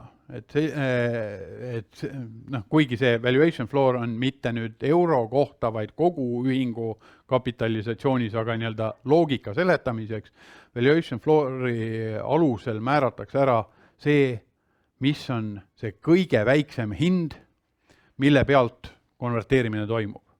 Ehk kui seda investeeringut ei tulnudki, siis näiteks 500 eurot euro kohta on see floori pealt arvutatud hind, millega see konversioon toimub. Ehk teie Eesti äriseadustikus, eks ole, osaühingu osa võib olla, igal osanikul on üks osa, aga selle osa nimiväärtus võib erineda, aga me räägime siin nii-öelda, see ongi nimiväärtuse euro hinnast, eks ole. Nii, ja nüüd on see, et ja teistpidi on see valuation gap, et kui nüüd selgub, et õnnestus, see äri läks nagu nii pagana hästi, et õnnestus see kvalifitseeritud investeering ära teha, te arvasite esialgu, et võib-olla ta tuleb hinnaga umbes 1000 eurot euro pealt, aga see tuli 10 000. Ja siis tundub natukene nagu nutune, et meie olime siis paadis juba, kui me veel ei teadnud, et see asi nagu niimoodi lendu tõuseb. Ja natukene nagu piinlik ja valus on. Et selle jaoks on sinna pandud see valuation gap, et ükskõik kui kõrgeks läheb see kvalifitseeritud investeering, siis teie see konversioon ka pärast discounti ei saa mingil juhul osutuda kõrgemaks kui see nii-öelda teie hinnalagi, et kui teil on seal sees, et mitte mingil juhul te ei maksa oma osaluse eest rohkem kui 2000 eurot euro eest, siis kui sisse tullakse 10 000 või 100 000-ga, siis ikkagi teie saate oma laenujäägi konverteerida ära 2000 pealt.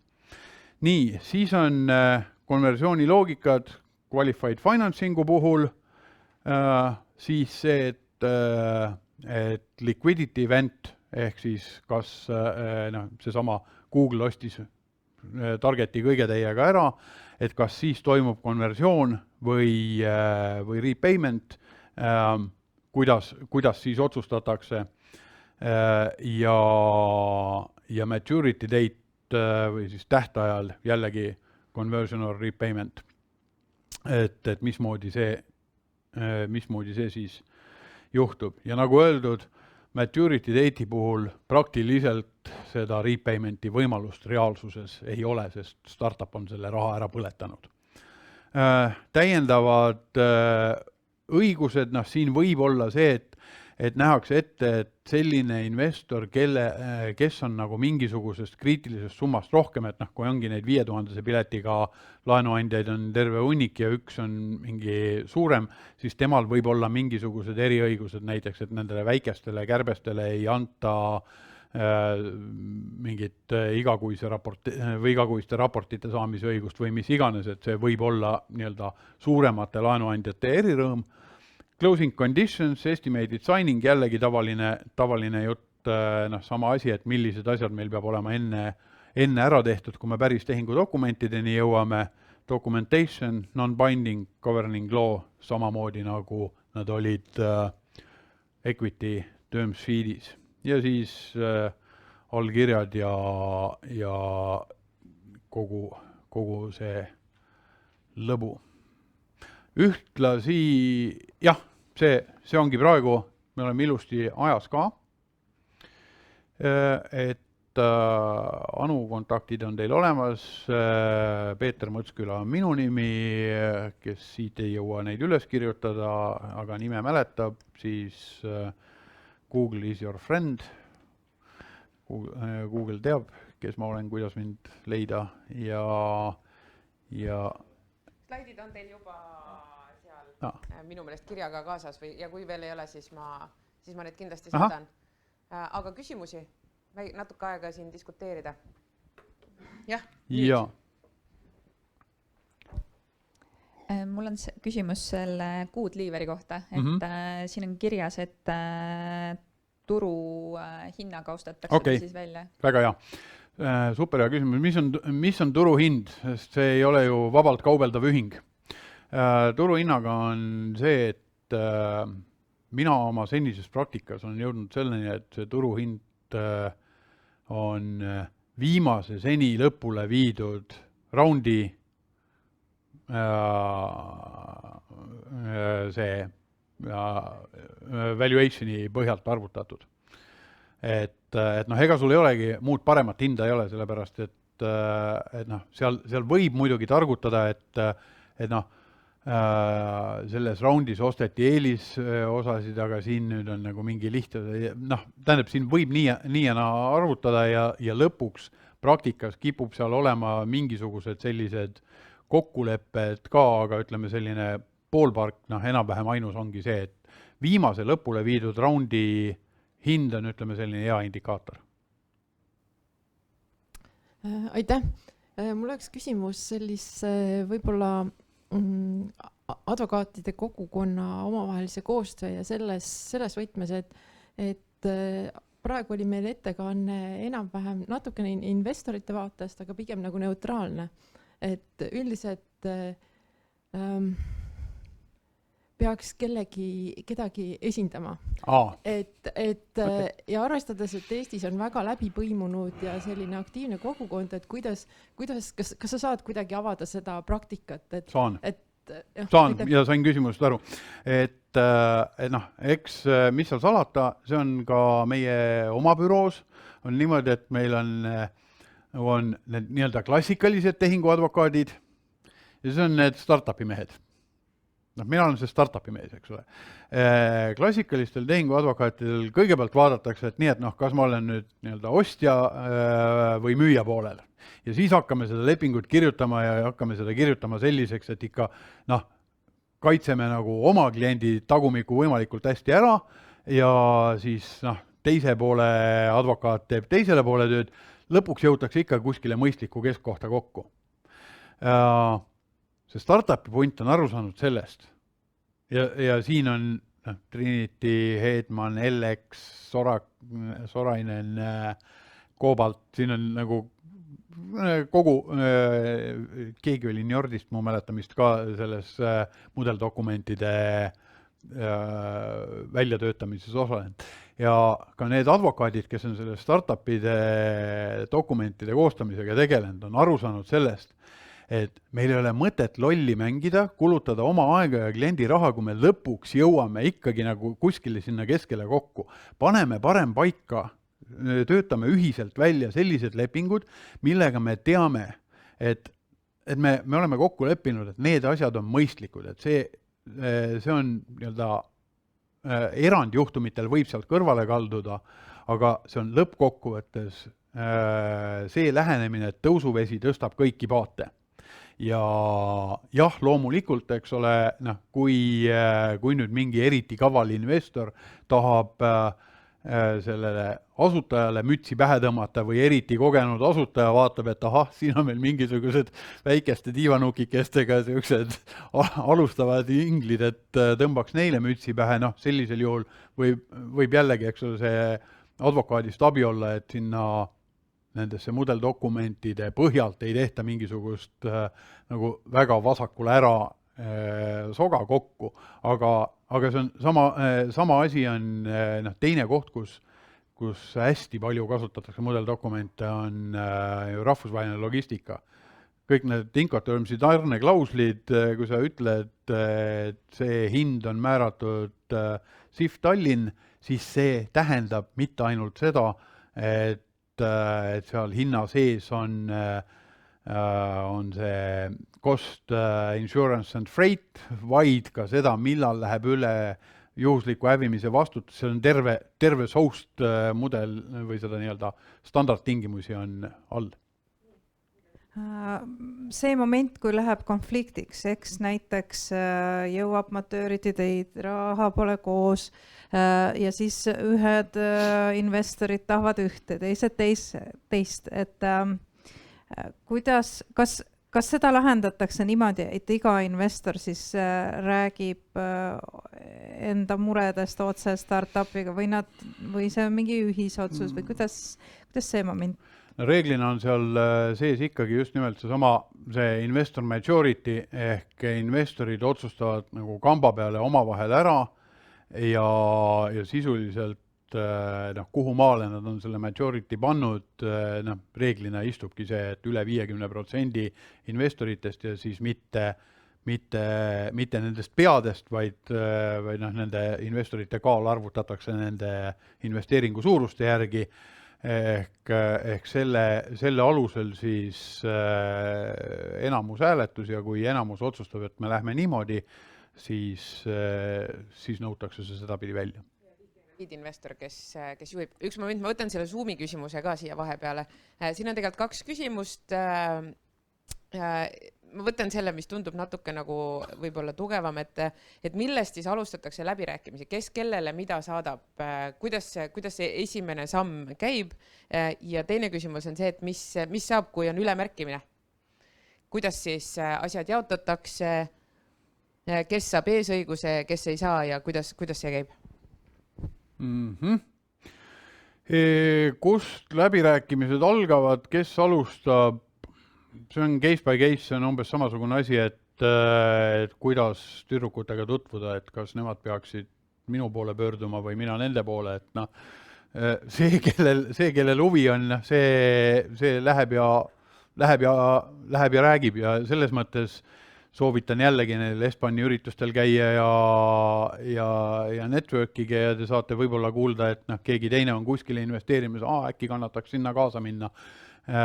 Kui ise oled idu asutaja, et siis ka liigu kogukonnas, räägi inimestega, see on nagu peamine asi, et see hakkab ikkagi tegelikult sellest, et sinust saadakse teada, sinu tahtmistest saadakse teada ja siis, kui me oleme juba leidnud, et meil on mingisugune ühine huvi, siis me hakkame detaile täpsustama, mingil hetkel me jõuame selleni, et meil nagu enam-vähem need raamid hakkavad paika saama, joonistame selle term sheet'i ära ja nüüd siis läheb sealt edasi juba see nii-öelda professionaalne töö.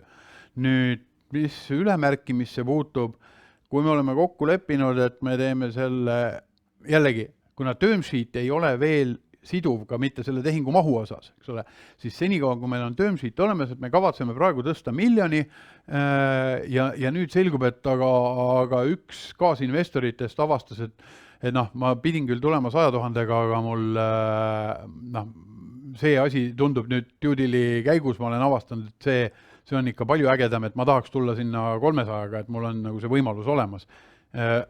Siis võib toimuda nende investorite vahel omavaheline jauramine, et lead investor ütleb, et mul on vaja, mina pean saama vähemalt 10%, sellepärast, et muidu ma olen mingi institutsionaalne investor ja minu investment policy ei luba mul vähem kui 10%-ga sisse minna. Ja siis mõeldakse läbi, et palju ma saan, eks ole. Aga reeglina on see, et selleks hetkeks, kui need lõplikud tehingudokumendid lukku lüüakse, seal ei jää enam mingisugust lahtist otsa, et kuidas saab üldse ülemärkimine tekkida, vaid seal antaksegi juba konkreetselt kellele kui palju. Ja ma tahtsin lisada, üldiselt Estbani sündikaatide puhul on 2 võimalust. Kas on first come, first served, ehk siis sa paned oma 5 kilose ja see, kes esimesena oma 5 kilo pandud saab või nii-öelda indikeeritud, see saab sisse, kes hiljaks jääb maha, või siis jagatakse see summa pro rata. Ehk siis jagatakse kõigile võrdne jupp nende indikatsiooni vastu. Just. Tahtsin küsida konverteeritava laenu intressi kohta, et kui ma panen näiteks seal 10 000, annan laenu 5% aastas, see tähendab, et kui see maturity date lõpuks 10 aasta pärast tuleb, et siis lisatakse see intress 10 ja siis ma saan nagu suurema osa lõpuks. Just. Et tavaline liitintress, eks ole, aga seda intressi ei maksta sulle välja enne, kui toimub siis kas laenu tagasimakse või konverteerimine. Tere. Tere. Ma olen sellise segmendi esindaja, kes esitab klientidele ebamugavaid ja vastike küsimusi ja teemaks on siis vara päritolu, et kuidas üldse need investorid ja startupid suhtuvad sellesse teemasse, et kuivõrd tõsiselt nad kontrollivad seda, sest et meie praktikas on olnud asjaolusid, kus see vara päritolu kontrollitud ei olnudki ja vaatame selliste paberite peale, kõik on ilus ja hästi, aga kui natuke süveneme, siis me saame aru, et seal kuskil sees on natuke mäda. See on tegelikult nende founderite kohustus on kontrollida, kust millise raha nad sisse võtavad, see on nende äririsk, sest ütleme, selle kapitali tõstmise nad saavad teha ära ilma notarita. Ja kui läheb seal mingi osade võõrandamiseks, siis notar kõigi tehingu osaliste käest küsib selle AML-i paberi või anti-money laundering või see rahapesu tõkestamise ankeet ja muu asi. Kui mina nõustan näiteks founderit, siis ma pean samamoodi tema ja tema tegelike kasusaajate tausta ära uurima, aga ma ei pea küsima nende investorite kohta, kes tulevad. Samas, kui need investorid on juba paadis, siis järgmises ringis ma pean arvestama, et ka need on. Ja mina olen oma klientidele soovitanud, et tehke moel või teisel, eks ole, ükskõik, eks ole, ma võin saata ka selle sama ankeedi, mida meie oma klientidele see rahapesu ankeet, et tehke samasugune ja hoolitsege selle eest, et teie teate, kes teie rahastajad on ja kes nende taga on. Ja see sõltub hästi jällegi, mul on portfellis ka nõustamisportfellis siis ka ütleme kaitsesektoris tegutsevaid ettevõtjaid ja nende jaoks on kriitilise tähtsusega, et nad peavad teadma, et nende investorid on ka puhtad sellepärast, et neil äri kukub ära, kui neil on mingisugused kahtlased putinistlikud asjad seal kambas. Jällegi me tõstsime nüüd Estbani sündikaadid Funderbeami ja üks põhjus, miks me seda tegime, oli see, et Funderbeam teeb AML-i, KYC-d. Aga kui see käib niimoodi, et või paneme allkirjad alla, paber käib ringi, et siis see on startupi vastutus. Ja sellega on tegelikult see, et kuna see on muutunud selliseks peaaegu, et osaks tänapäeva ärihügieenist, siis järjest vähemaks jääb neid, kes hakkavad selle ankeedi peale vinguma, et kuule, et kes sa oled, et siukseid asju minu käest küsida. Ma ei anna oma raha, kui sa küsid. Veel küsimusi? Meil on täpselt 2,5 minutit. Aga kui ei ole, siis aitäh, Peeter. Aplaus. Aitäh. Ja meie kohtume siis, kui me kohtume, kas Latitude'il või siis Estbani pitch eventidel või meie season endingul ja kirjutame, joonistame. Aitäh!